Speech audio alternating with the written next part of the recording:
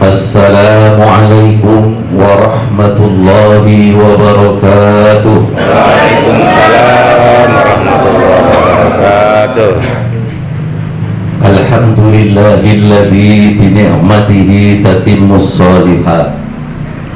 Wa ala wassalatu wassalamu ala sayyidis sadat wa ala alihi wa ashabihi Dawid darajat. Qala Allah Ta'ala fil Qur'anil Karim, a'udzu billahi minasy syaithanir rajim. Wa atimul hajja wal umrata lillah. Wa qala an-nabiy sallallahu alaihi wasallam, al-umratu ilal umrati kaffaratun lima bainahuma wal hajjul mabrur laisa lahu jazaa'un illal jannah. Al-hadis au kama qala amma ba'du. Yang saya hormati selaku sahib hadal hajah Bapak Dr. Andes Haji Sudiono beserta keluarga. Yang saya hormati para alimil ulama, para asatid, para kesepuhan, tokoh masyarakat yang tidak bisa saya sebutkan satu persatu dan tidak mengurangi rasa hormat saya. Bapak-bapak hadirin, para tamu undangan yang saya hormati dan mudah-mudahan dimuliakan oleh Allah Subhanahu wa Ta'ala.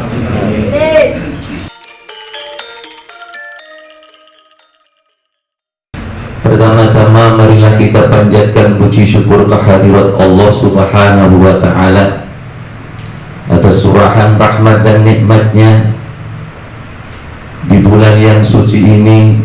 Di sore hari ini kita sama-sama ditakdirkan oleh Allah Subhanahu wa Ta'ala untuk bisa hadir di majelis ini dalam rangka ikut berbahagia, dalam rangka memenuhi undangan sahib hadal hajat, yaitu Bapak Dr. Haji Sudiono beserta keluarga, di mana beliau akan melaksanakan sunnah Nabi, akan melaksanakan perintah Allah, yaitu yang berupa melaksanakan ibadah umroh ke tanah suci. Mudah-mudahan beliau bersama keluarga atau bersama istri senantiasa dalam lindungan Allah Subhanahu wa Ta'ala. Hasil maksud dimudahkan tidak segala urusannya, mulai dalam perjalanan dari tanah air sampai nanti ke tanah suci, kemudian dapat melaksanakan ibadah umroh dengan sebaik-baiknya, diberikan kelancaran oleh Allah Subhanahu wa Ta'ala dan diberikan keselamatan nanti sampai bisa pulang ke tanah air dengan selamat, dengan membawa umroh yang mabrurah atau umroh yang makbulah. Amin Allahumma amin.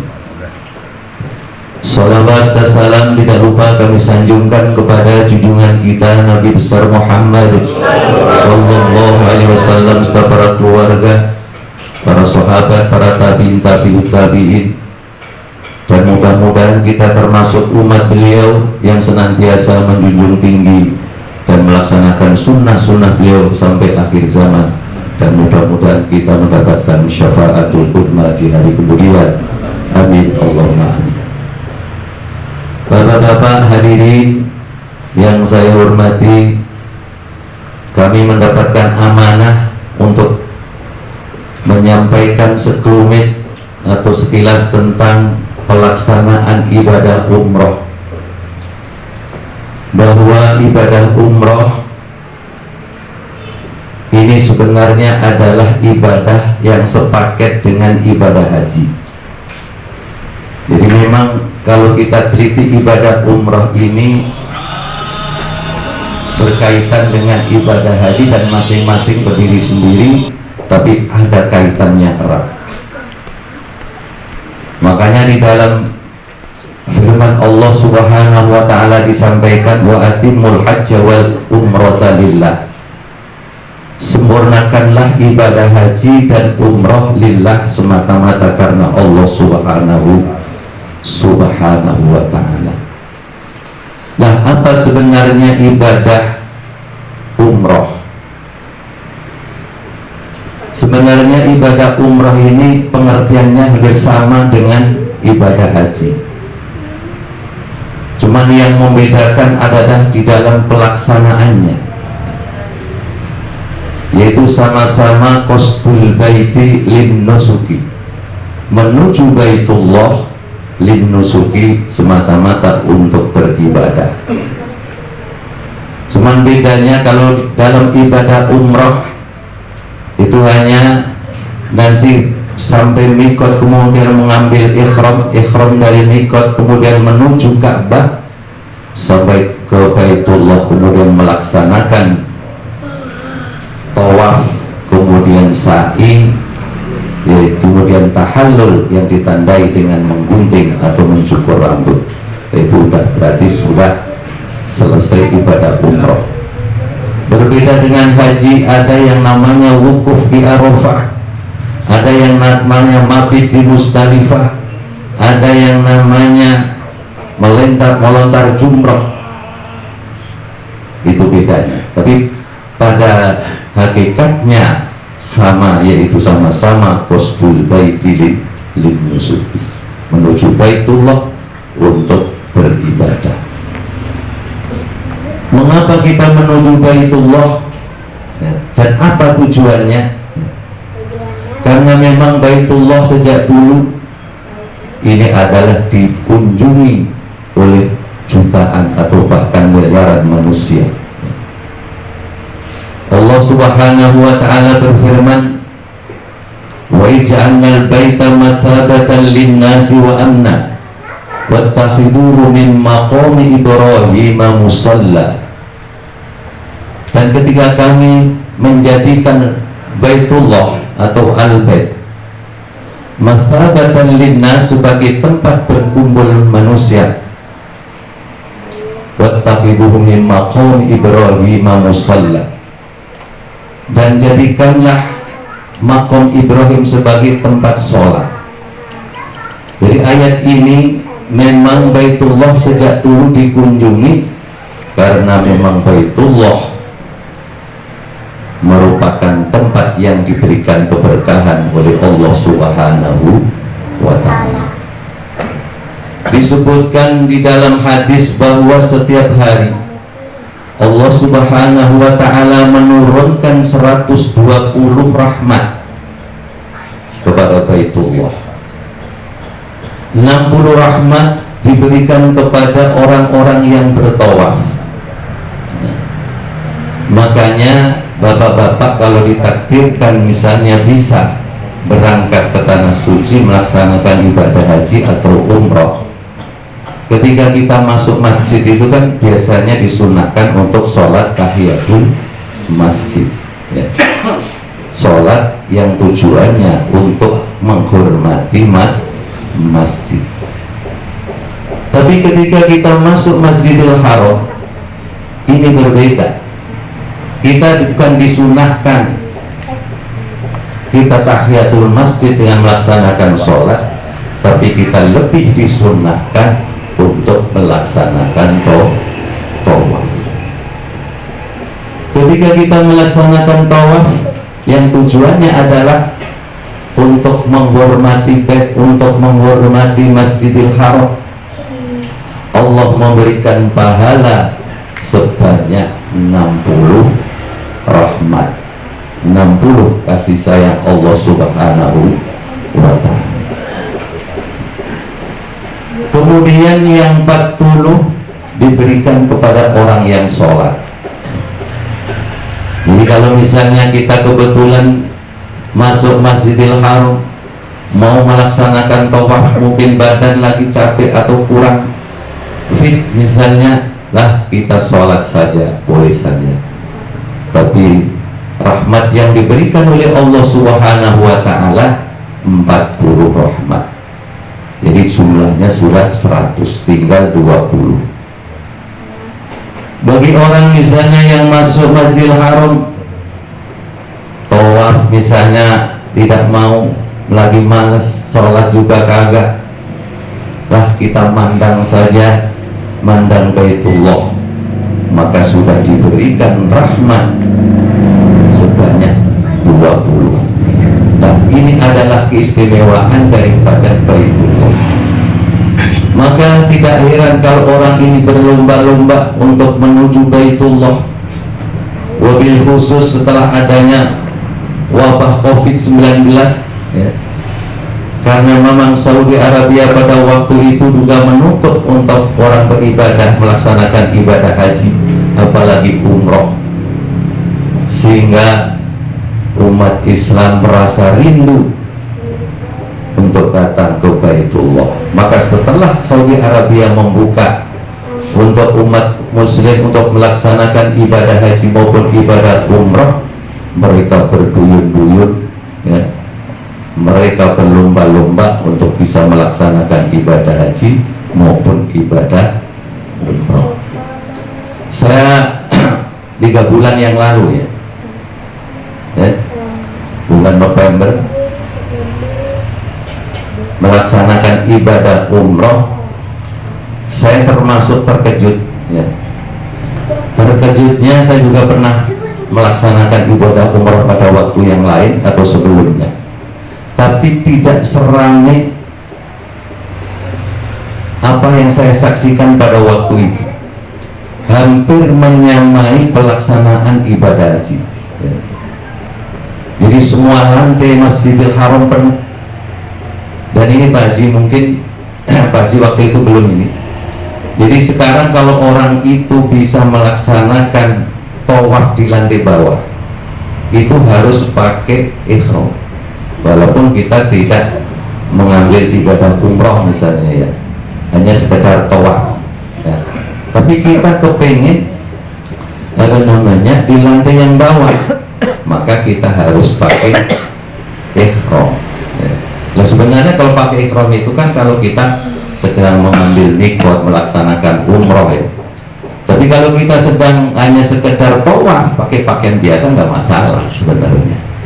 Tapi oleh pemerintah Arab Saudi ini dilarang untuk menempati lantai bawah ya, bagi mereka yang melaksanakan tawaf di lantai bawah. Kalau lantai 2, lantai seterusnya tidak masalah, tidak dilarang. Tapi khusus kalau kita ingin bisa tawaf di lantai bawah, kita harus pakai ihram.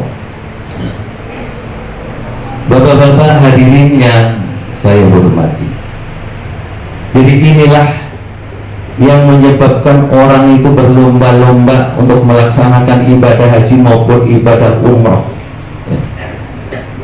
Apalagi kalau kita membaca hadis Nabi yang lain, al-umratu ilal umrati kaffaratun lima bainahuma wal hajjul mabruru laisa lahu jazaa'un illal jannah. Bahwa antara satu umroh dengan umroh lainnya itu adalah merupakan kafarat, merupakan pelebur dosa di antara waktu umroh yang satu dengan umroh yang lain. Nah inilah manfaat atau faidah sekaligus fadilah umroh yang dilaksanakan, sehingga orang ini tertarik untuk bisa melaksanakan ibadah umroh. Cuman saya berpesan kepada Pak Haji dan Mbak Ibu, pertama adalah kita meluruskan niat kita di dalam melaksanakan ibadah umroh wabil khusus maupun ibadah-ibadah yang lain. Maksudnya meluruskan niat adalah kita melaksanakan ibadah umroh ini semata-mata untuk melaksanakan panggilan Allah, melaksanakan perintah Allah Subhanahu wa ta'ala. Sebab disinyalir di dalam hadis yang lain, ketika akhir zaman maka orang itu berangkat ke Baitullah. Kalau bagi pejabat, mereka berangkat ke Baitullah litamasya, untuk jalan-jalan. Wa ulama'uhum lirriyah, Bagi ulamanya mereka berangkat ke Baitullah niatnya supaya dipuji orang, supaya dianggap orang yang terhormat. Wa aghniya'uhum litijarah. Orang-orang kaya dari mereka berangkat ke Baitullah tujuannya bukan mencari ridha Allah, tapi untuk mencari keuntungan, untuk bisnis, ya. Dan ini terjadi, ya. Pertama, bukan kita menjelek-jelekkan para pembimbing kelompok bimbingan ibadah haji, ya. Itu biasanya kalau musim haji, ya, karena rokok ini mahal di tanah suci, ya, maka bawa rokok sebanyak-banyaknya dengan cara dititipkan kepada jamaah, ya. Lah nanti sampai di sana kemudian dipenggal lagi dan itu dijual kepada jamaah, ya. Misalnya di sini 25.000, di sana bisa 50.000, bahkan bisa lebih, ya. Ini kan luar biasa, ya. Wa aghniya'uhum litijarah. Kemudian wa fuqara'uhum, ya, lil mas'alah. Orang-orang fakir mereka, ya, datang ke Baitullah untuk meminta-minta, ya. Pak, orang fakir kok bisa ke Mekah? Ya bisa saja. Ketika Allah menakdirkan untuk bisa ke Mekah, bisa saja walaupun nggak punya duit. Ya kan? Ya seperti misalnya orang diberangkatkan orang, ya, supaya berangkat umroh, walaupun dia tidak punya duit, bahkan dikasih duit, ya, bisa berangkat umroh. Dan ini terjadi bapak-bapak. Kalau bapak-bapak menyaksikan yang di jalan-jalan, itu kebanyakan orang dari bahasa Afrika, ya. Mereka juga sambil dagang, tapi kadang-kadang dia juga minta-minta, ya.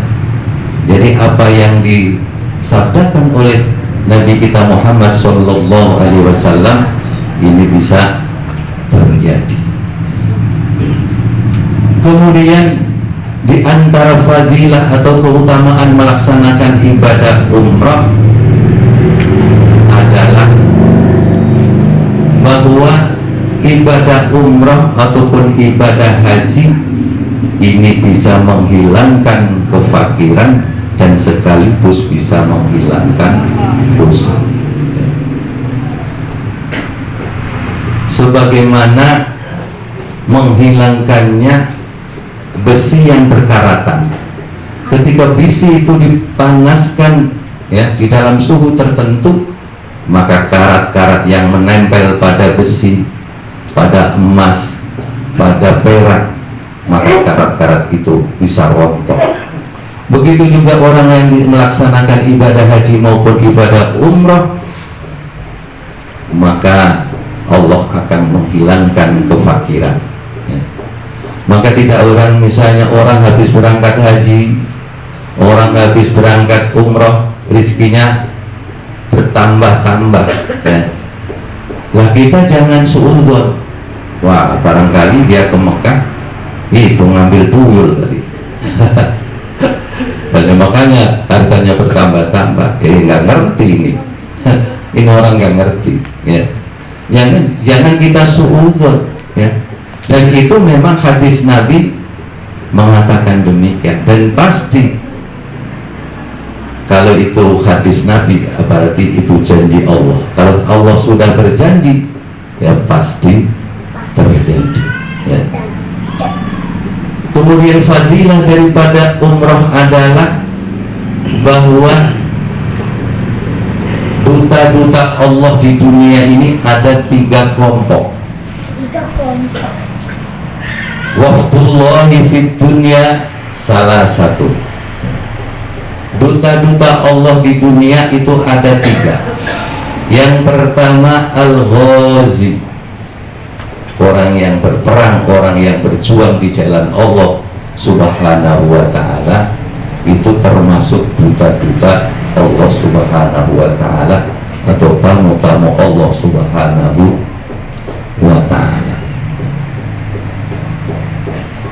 Kemudian yang kedua, al-hujjaju, termasuk duta-duta Allah, utusan-utusan Allah, tamu-tamu Allah di dunia adalah orang-orang yang melaksanakan ibadah haji.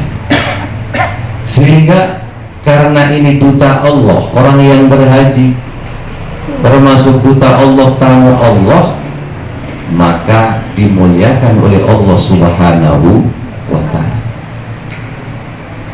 Lah kalau kita memuliakan sesuatu yang dimuliakan oleh Allah, maka orang itu akan jadi mulia, ya. Misalnya Baitullah dimuliakan oleh Allah Subhanahu wa ta'ala, kemudian kita memuliakan Baitullah, maka kita ikut dimuliakan oleh Allah. Wasilah atau perantaraan kita memuliakan Baitullah, dan Baitullah dimuliakan oleh Allah Subhanahu wa ta'ala. Kita yang memuliakan ikut dimuliakan oleh Allah Subhanahu wa ta'ala. Nah, bagaimana cara memuliakannya? Yaitu dengan cara bertawaf, ya. Itu cara memuliakan, ya. Bukan berarti kita memuliakannya kemudian menyembah Ka'bah, bukan, ya. Cara memuliakannya tentu sesuai dengan tuntunan Allah Subhanahu wa ta'ala, tuntunan Rasulullah sallallahu alaihi wasallam. Kemudian yang ketiga, termasuk duta atau tamu-tamu Allah, wal mu'tamir, ya, atau wal ummaru, orang-orang yang melaksanakan ibadah umrah, termasuk adalah duta-duta Allah, tamu-tamu Allah Subhanahu wa ta'ala. Dalam hadis yang lain disebutkan, al-hujjaju wal ummaru wafdullah, orang-orang yang berhaji, orang-orang yang berumrah termasuk duta-duta Allah. Karena orang yang berhaji, orang yang berumrah ini adalah merupakan tamu-tamu Allah, maka tamu-tamu Allah ini diberikan keistimewaan oleh Allah, ya. Apalagi bapak-bapak ini tamu Allah, ya. Kita tamunya Pak Camat saja dihormati, ya. Baik orang yang datang juga menghormati kita selaku tamunya Pak Camat. Apalagi pegawainya Pak Camat menghormati tamunya Pak Camat. Nah, orang yang datang, yang berkunjung ke Baitullah, ke Masjidil Haram, ya, menjadi tamu Allah, ya.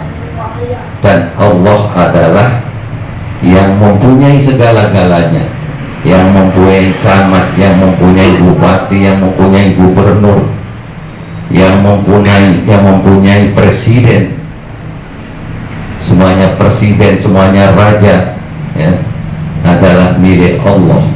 Nah, kita termasuk bagian daripada tamu Allah, maka Allah memberikan keistimewaan, ya, kemuliaan yang luar biasa, ya. Apa itu yang kemuliaan yang diberikan oleh Allah Subhanahu wa ta'ala kepada tamunya?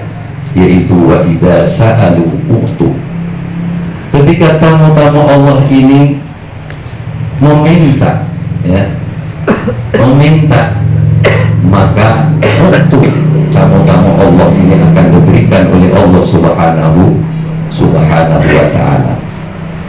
Lah, meminta apa? Meminta apa saja, baik itu yang berkaitan dengan masalah duniawi, karena kita memang masih di dunia dihadapkan dengan berbagai kesulitan, ya. Mudah-mudahan diberikan kemudahan oleh Allah Subhanahu wa ta'ala. Mungkin kesulitan di dalam ekonomi, mungkin kesulitan di dalam hal pekerjaan misalnya, kita mohon kepada Allah Subhanahu wa ta'ala, ya, kita sedang berumrah, permohonan kita, permintaan kita dikabuli Allah Subhanahu wa ta'ala. Maka saya mohon kepada Pak Haji, nanti kita semua mohon didoakan untuk bisa sama-sama berziarah ke Makkahul Mukarramah wal Madinatul Munawwarah. Kemudian yang kedua, wa idza ta'aw ustujibu. Ketika orang-orang yang berhaji, orang-orang yang berumrah kemudian berdoa, maka doanya dikabul oleh Allah Subhanahu wa taala. Lah, apa bedanya Pak doa dengan permintaan? Ada di situ ada wa idza sa'alu wa idza da'u. Seolah-olah berbeda, memang berbeda. Kalau doa itu ada syarat-syarat khusus. Supaya doa itu diijabah itu ada syarat-syarat khusus. Di antaranya syaratnya doa itu diawali dengan hamdalah.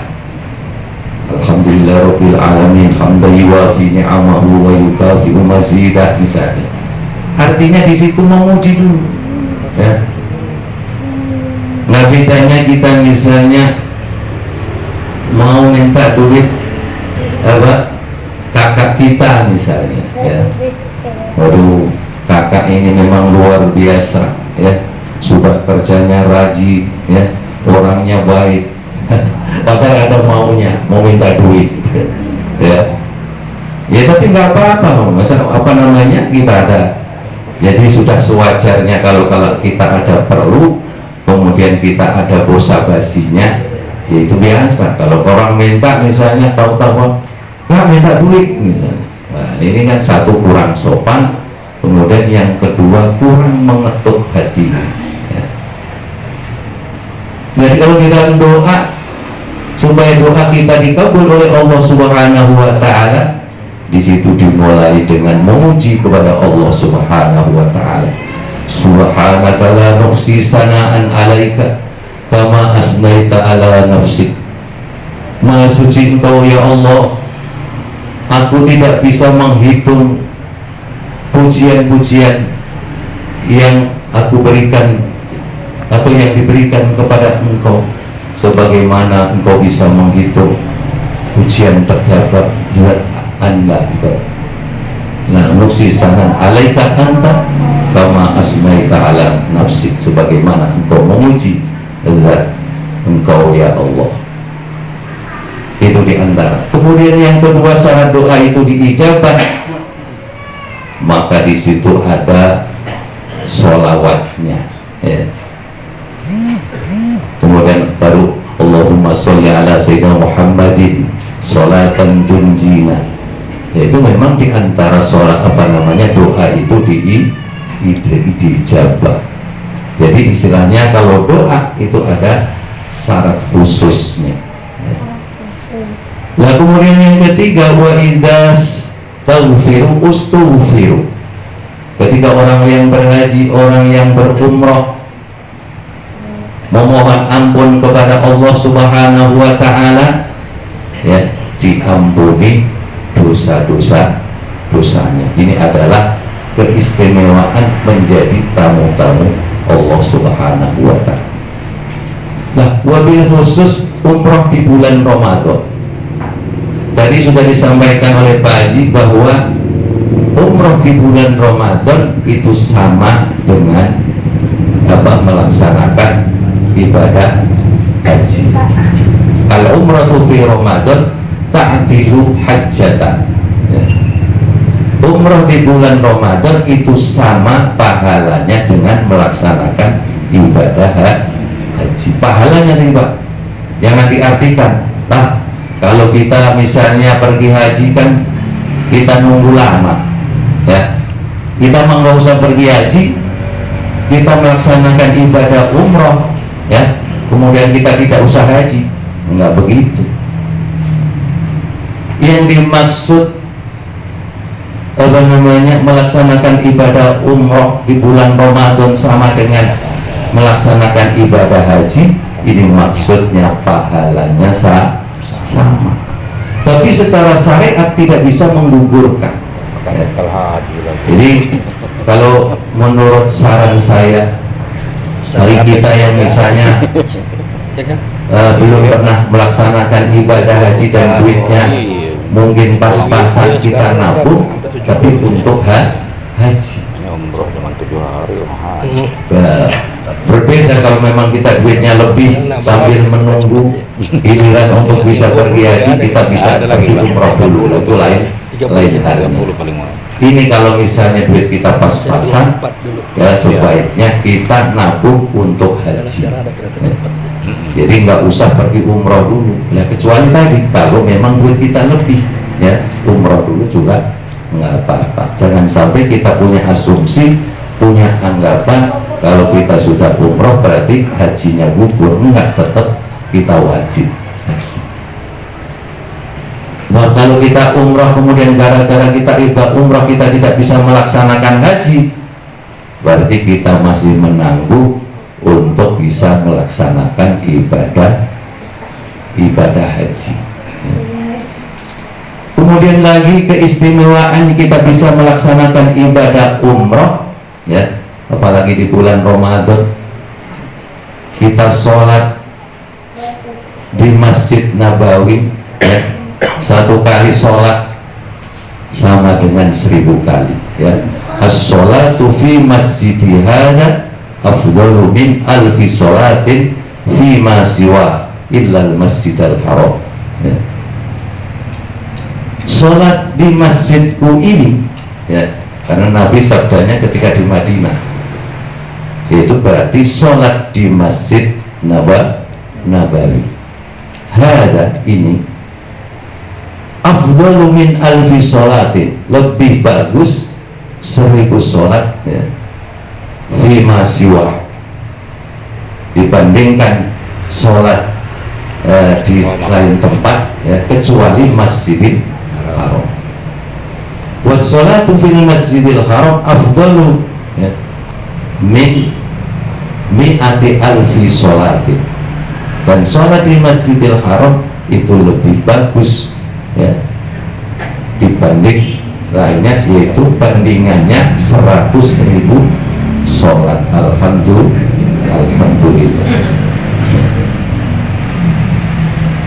Nah, kemudian yang terakhir, ya, di antara keutamaannya kita bisa melaksanakan ibadah umroh, ya, kita bisa ziarah ke Madinatul Munawwarah, sekaligus kita bisa ziarah ke makam Rasulullah Sallallahu Alaihi Wasallam, ya. Nah, kalau kita bisa ziarah ke makam Rasulullah, itu berarti sama dengan kita ziarah ketika Rasul masih hidup, ya. Man zara qabri inda wafati faka'annama zaroni inda hayati. Barang siapa yang berziarah kubur, mengunjungi kuburnya Kanjeng Nabi Muhammad SAW, maka seolah-olah orang tersebut berkunjung ketika Nabi masih hidup, dan orang tersebut dijanjikan oleh Nabi akan memperoleh syafaat Kanjeng Nabi. Alhamdulillah, ya. Nah, kemudian biasanya di Madinah ini ada namanya City Tour, ya. Dan itu termasuk jatah daripada dari pengusaha travel, City Tour, ya. Kalau di Madinah ini biasanya ke pasar kurma, ke Masjid Kuba, ke Masjid Qiblatain, ke Masjid Sab'ah atau istilahnya ke Khondak, kemudian ke Jabal Uhud, ya, melihat makam atau berziarah ke makam syuhada Uhud, ya. Dan kita berkunjung ke Masjid Kuba ini juga berdasarkan hadis Nabi, ya. Berdasarkan hadis Nabi, ketika seseorang dari rumah kemudian berwudu menuju menuju Masjid Kuba, maka kemudian sholat 2 rakaat, maka sama dengan atau sama saja melaksanakan ibadah umroh, ya. Jadi ini luar biasa, ya. Kelihatannya kita mah jalan-jalan tamasa, tapi tapi kita sebenarnya melakukan ibadah. Jadi punya fungsi ganda. Kita bisa beribadah, tapi kita juga bisa jalan-jalan, bisa tamasa. Tapi ini kalau kita ini tahu ilmunya, ya. Sebab semuanya itu kalau didasari dengan ilmu, ya, walaupun sesuatu yang sifatnya duniawi bisa memperoleh ibadah atau bisa memperoleh pahala, ya. Kamin banyak sekali, ya, banyak sekali hal-hal yang sifatnya duniawi tapi bisa memperoleh pahala karena apa? Bihusnin niyah, karena bagusnya niat, ya. Begitu juga hal-hal yang sifatnya ukhrawi tapi tidak mendapatkan apa-apa karena apa? Bisuin niat, jeleknya niat. Bapak-bapak hadirin yang saya hormati, barangkali ini sekilas, ya, yang dapat saya sampaikan. Sebelum kita akhiri, kita sama-sama kita doakan sekali lagi, mudah-mudahan Justiono beserta ibu dalam melaksanakan ibadah umroh senantiasa dalam bimbingan dan dalam lindungan Allah Subhanahu wa Ta'ala, dan kelancaran di dalam perjalanan. Amin. Kemudian bisa melaksanakan ibadah umroh dengan sebaik-baiknya, bisa melaksanakan rukun sunnah ibadah umroh, kemudian bisa pulang ke tanah air dengan selamat dengan membawa umroh makbulah. Amin Allahumma amin. Dan mudah-mudahan kita diberikan kemudahan untuk bisa berziarah Makkahul Mukarramah wal Madinatul Munawwarah. Amin Allahumma amin. Demikian kurang lebihnya, mohon maaf. Sakhiri wallahu muwaffiq ila aqwamit thoriq. Assalamualaikum warahmatullahi wabarakatuh. Waalaikumsalam. Subscribe ya, ada tulisan merah, diklik ya, dan loncengnya jangan lupa diklik supaya teman-teman bisa berlangganan dengan channel saya Imron Se. Terima kasih.